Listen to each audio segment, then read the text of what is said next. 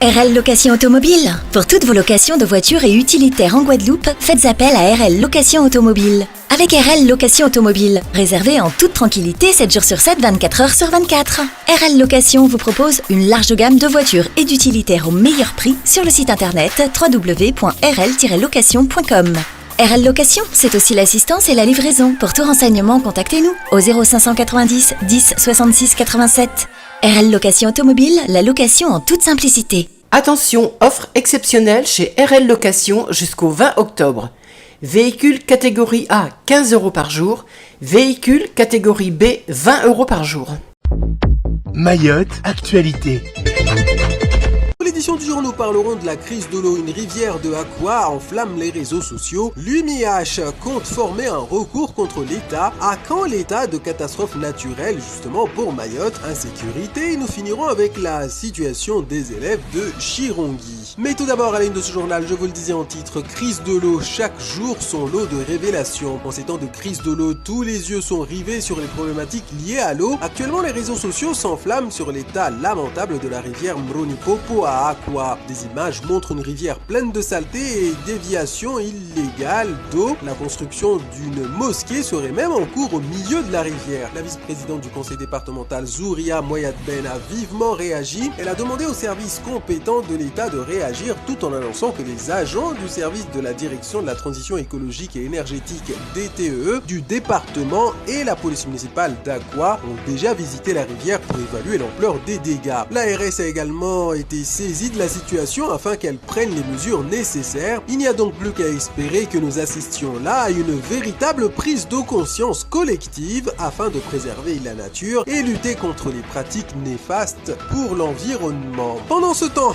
l'UMIH entend faire un recours contre l'État pour ses manquements. En effet, à l'issue de l'Assemblée Générale de l'UMIH qui s'est déroulée hier, les professionnels de l'hôtellerie et de la restauration de Mayotte entament une action en justice contre l'État. Ils ont en effet soulevé que les directives de l'ordonnance 2022-16-11 du 22 décembre 2022 ne seraient pas respectées. L'ordonnance stipule en effet que, je cite, toute personne bénéficie d'un accès au moins quotidien à son domicile, dans son lieu de vie ou, à défaut, à proximité de ces derniers, à une quantité d'eau destinée à la consommation humaine suffisante pour répondre à ses besoins en boisson, en préparation et cuisson des aliments, en hygiène corporelle, en hygiène générale, ainsi que pour assurer la propreté de son domicile ou de son lieu de vie. Fin de citation. Or, pour eux, l'État n'a pas pris la main sur l'incapacité du syndicat des eaux de Mayotte suffisamment tôt afin de répondre aux besoins en eau potable de la population. Ainsi, si le recours prospère devant le tribunal administratif de Mayotte, toute personne pourra se retourner contre l'État pour être indemnisée. Et comme on dit chez nous, Jishtema, l'action en justice peut d'autant plus sembler légitime puisque l'État reconnaît l'état de catastrophe naturelle pour la Haute-Garonne. En effet, par arrêté ministériel, l'état de catastrophe naturelle est reconnu à 70 communes de la Haute-Garonne en métropole. Il s'agit de communes qui ont subi une sécheresse exceptionnelle en 2022 avec des mouvements de terrain entraînant des dégradations importantes sur les constructions. Les victimes ont jusqu'au 13 octobre pour constituer leur dossier auprès de leur assurance. Depuis plusieurs mois, Mayotte subit une sécheresse qui met la population en difficulté, qui met en péril la santé des habitants et fragilise les canalisations. On est en droit de se demander pourquoi l'État ne fait pas la même chose pour Mayotte. Mais en même temps, pour que l'état de catastrophe naturelle soit reconnu, encore faut-il que les maires des communes en fassent la demande auprès de la préfecture. Ce qui permet de bénéficier de la couverture de son assurance et débloquer les aides à la réparation. Le 26 janvier 2016, pour rappel, Ouangani avait obtenu cette reconnaissance de l'état de catastrophe naturelle. C'était le cas également pour Mayotte le 13 octobre 2021 pour les séismes. Alors qu'en sera-t-il de la sécheresse? À suivre assurément. Sécurité pour la suite de ce journal avec les prémices d'un grand mouvement social. Vendredi, suite à l'agression des autocars du personnel du CHM lorsqu'ils rentraient à leur domicile après leur journée de travail la veille, le personnel s'est mis en droit de retrait. Ils ont été reçus par le préfet qui leur a dit ne pas disposer des moyens suffisants pour assurer leur protection, mais il a décidé de remettre en place le groupe de travail du mois de juillet dernier.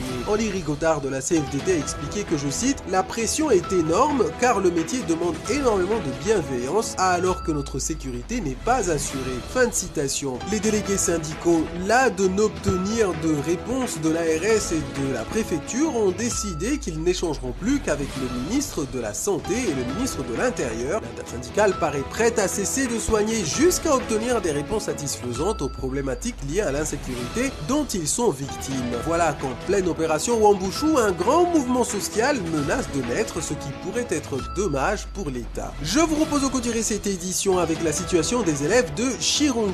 Depuis le début de la rentrée scolaire, les élèves des écoles de Chirongi sont privés de collation à cause d'une divergence au sein de la mairie.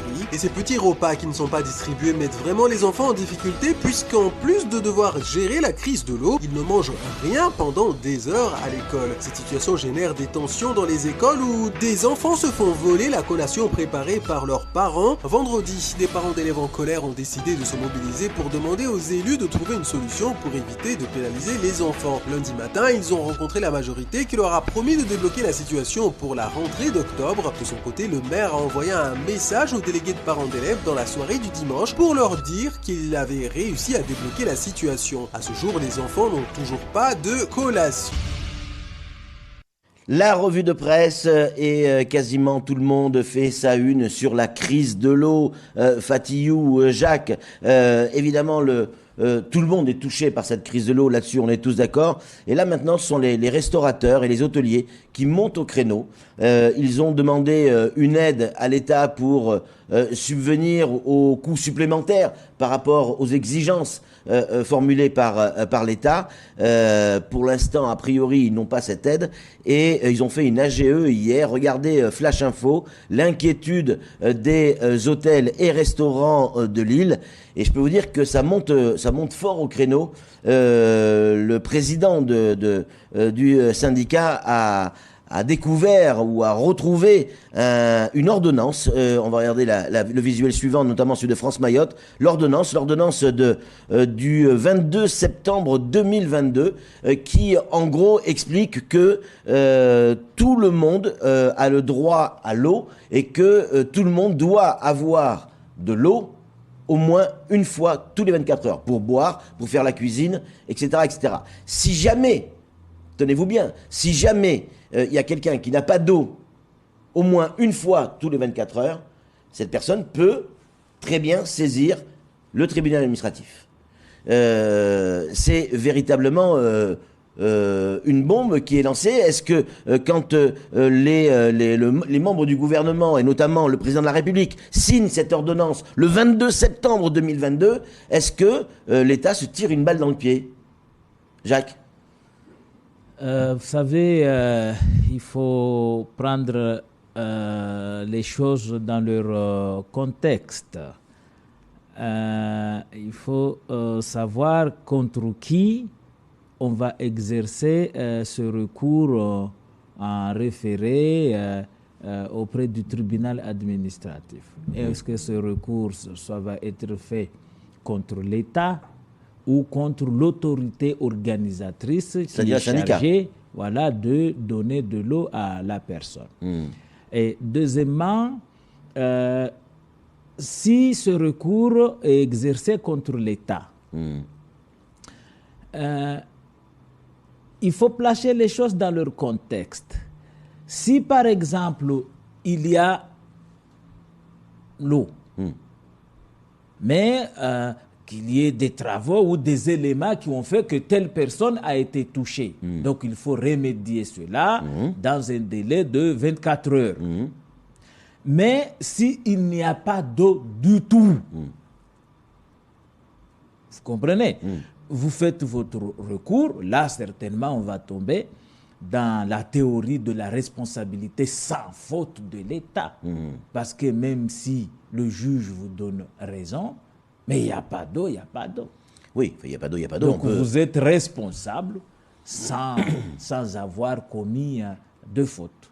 Oui, ça c'est une version, une vision. Il peut y en avoir une autre, la Fatihou. responsabilité sans faute de l'État. Ouais, mais c'est compliqué parce qu'en fait, prévoir, c'est gérer, c'est gouverner. L'État gouverne, nos ministres gouvernent. On sait depuis, et on découvre pas le problème de l'eau que cette année, que maintenant. Ça fait des années qu'on a ce problème d'eau. Donc l'État doit pouvoir aussi, l'État et les syndicats qui gèrent, doivent pouvoir anticiper. Ça n'a pas été le cas, clairement. Oui, effectivement, c'est vrai que déjà, il faut souligner une chose. Oui. D'emblée, il faut souligner que les restaurateurs, comme tous les autres professionnels qui sont à Mayotte, font partie des forces vives du territoire. Ça, c'est une première chose parce que, tout simplement, on constate à Mayotte comme un certain délaissement de la part de certaines entités morales qui sont ici et qui laissent généralement les habitants lambda le devoir de se soulever de s'élever contre parfois des injustices qui ont cours sur le territoire. Et après, on voit ces mêmes professionnels qui parfois même critiquent le soulèvement de la population lambda. Alors que ce sont les personnes morales qui sont ici aussi, donc les entreprises, en plus des associations, qui font partie des forces vives, comme on le voit sur d'autres territoires. Ce sont ces forces vives-là, donc à savoir les entreprises qui font bouger les lignes. Notamment à La Réunion, les entreprises sont extrêmement puissantes, les agriculteurs sont extrêmement puissants, et c'est pour cela que d'ailleurs on le voit, une visite ministérielle à La Réunion, elle se déroule totalement différemment d'une visite ministérielle à Mayotte, où à Mayotte on va vous promettre 2 ou 3 bouteilles, là où à La Réunion, ne serait-ce qu'à La Réunion à côté, généralement un ministre qui va là-bas, c'est pour impulser une nouvelle politique publique, mais une véritable politique publique avec des évaluations, comme on peut l'entendre. Vous voulez nous dire que nous à Mayotte, c'est plutôt du pansement plutôt que de vrais soins. Exactement. Et parce que tout simplement, les forces vives que sont les entreprises qui sont sur le territoire sont généralement plus en retrait. Je le dis parce que là, les restaurateurs et les hôteliers... C'est la faute des élus. Non, je suis en train de dire que je suis en train d'encourager les entreprises qui sont sur place de s'intéresser au destin de ce territoire. On le voit, ils se sont réunis en assemblée générale hier. Il y avait du monde. Et ils nous sortent. Parce que nous, on y réfléchit, par exemple, moi j'œuvre dans le collectif des Aide, ça fait un moment qu'on réfléchit, on se demande s'il faut déposer plainte par rapport à cela. Alors c'est vrai, il faut des frais d'avocat pour aller consulter des spécialistes, on n'a pas d'argent, les entreprises généralement ont des fonds qu'ils peuvent mobiliser pour aller chercher les conseils juridiques nécessaires. On le voit, ils se sont réunis à l'Assemblée Générale, j'imagine qu'ils ne sont pas allés comme ça à se regarder dans le blanc des yeux, mais ils ont eu recours à des spécialistes et à des experts en matière juridique et qui ont sorti ça.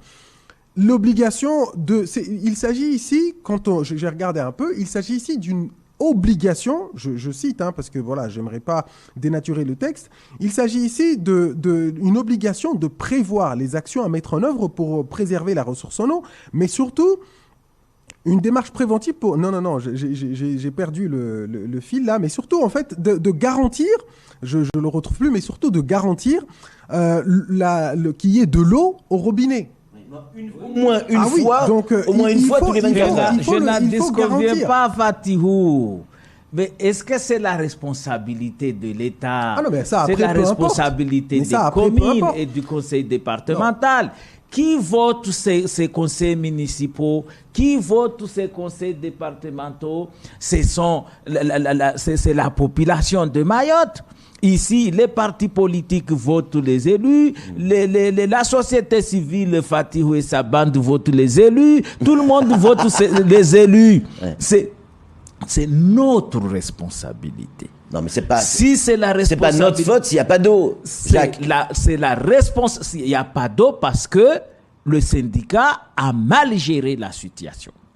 D'ailleurs, j'ai toujours été parmi ceux qui défendent à ce qu'il y ait une refonte de répartition des compétences ici pour qu'on s'organise sur le territoire au même titre que dans les autres départements. Parce que ici, la personne qui construit les logements, c'est pas la personne qui fait les routes, c'est pas la personne qui fait l'électricité, c'est pas la personne qui amène l'eau. Du coup, la CIM construit plein des appartements, alors que les installations qui sont mises par une autorité indépendante de la CIM, n'arrivent pas à suivre pour donner de l'eau dans ces appartements. Tout ça, ça fait partie aussi des raisons pourquoi l'eau qu'on a aujourd'hui, traitée aujourd'hui, n'arrive pas à nous suffire. Donc, il faut vraiment que les interco soient organisés de manière à ce qu'ils soient pleinement compétents. Ouais, mais tout ça, ce sont des paroles, sont des paroles et des belles phrases. C'est pas que des paroles. Mais je peux vous dire que quand les gens, quand ils ouvrent le robinet et qu'il n'y a pas d'eau et qu'il y a des enfants et que, etc. Enfin, je veux dire, la vie est compliquée. Et là, c'est plus des paroles. Là. C'est nous-mêmes. On dit aujourd'hui que nous avons été abandonnés par ces élus qui ont mal géré et tout. C'est nous-mêmes qui avons voté ces élus qui nous ont abandonnés. Et on répète toujours la même chose. À quel moment nous, les Mahorais, la population mahoraise, sera responsable de ces actes? Alors, on va y répondre. Attendez, pardon, mais c'est Fatiou et sa bande qui ont voté, ok.